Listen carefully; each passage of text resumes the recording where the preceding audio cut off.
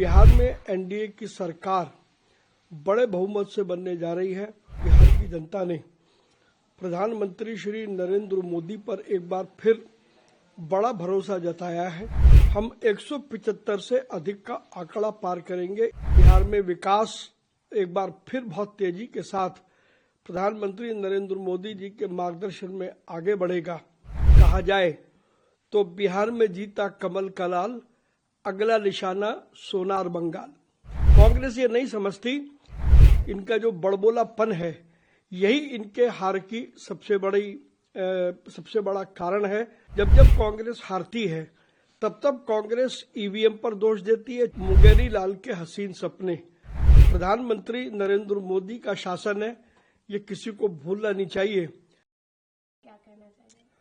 ये बिहार चुनाव के जो रुझान वाले नतीजे आ रहे हैं वो स्पष्ट रूप से ये दर्शाते हैं कि बिहार की जनता ने प्रधानमंत्री श्री नरेंद्र मोदी पर एक बार फिर बड़ा भरोसा जताया है। और निश्चित रूप से हम शुरू से कह रहे थे कि बिहार में एनडीए की सरकार बड़े बहुमत से बनने जा रही है। और जिस प्रकार के रुझान हैं, हम 175 से अधिक का आंकड़ा पार करेंगे, इसमें अब कोई दो राय दिखाई नहीं देती है।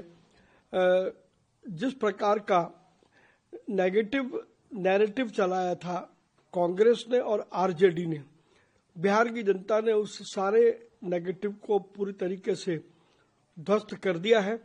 बिहार में विकास एक बार फिर बहुत तेजी के साथ प्रधानमंत्री नरेंद्र मोदी जी के मार्गदर्शन में आगे बढ़ेगा।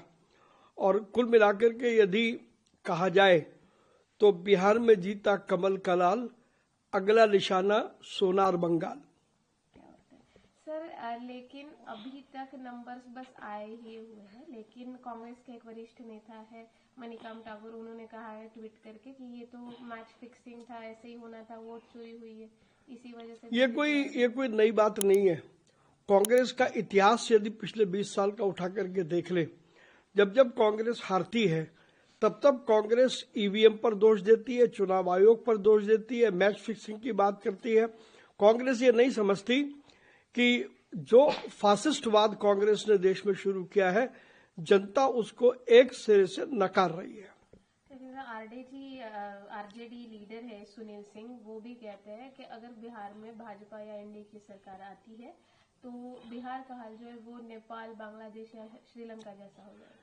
अभी किसी में इतनी हिम्मत नहीं है कि भारत को वो नेपाल और श्रीलंका बना दे।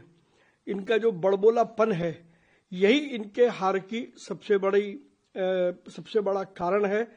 प्रधानमंत्री नरेंद्र मोदी का शासन है, ये किसी को भूलना नहीं चाहिए। दंड मिलने में समय नहीं लगता। कल तेजस्वी यादव ने एक मीटिंग बुलाई थी महागठबंधन के सारे लीडर्स को। उन्होंने कहा था बड़े कॉन्फिडेंटली कि नहीं, हम जीत रहे हैं।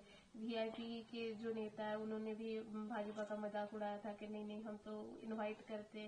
तो अभी आज के नतीजे और उनके स्टेटमेंट्स का मैंने कल भी जब उन्होंने ये बात कही थी तो मैंने कल भी मीडिया के मित्रों से कहा था कि मुंगेरी लाल के हसीन सपने, लोकतंत्र में आजादी है, कोई भी सपने देख सकता है और वही सपने तेजस्वी यादव और बाकी अन्य लोग देख रहे थे। सर, एक आखिरी सवाल, पिछले 20 सालों में नीतीश कुमार के राज में जो है वो बिहार को बर्बाद किया गया है, ऐसे मनोज कुमार जी ने कहा था, कांग्रेस एमपी। लेकिन अभी फिर से एक बार एनडीए की सरकार बनते दिख रही है, तो अभी रोड मैप क्या होगा अगर एनडीए की सरकार? जी, नीतीश कुमार के नेतृत्व में बिल्कुल बिहार में बर्बादी हुई।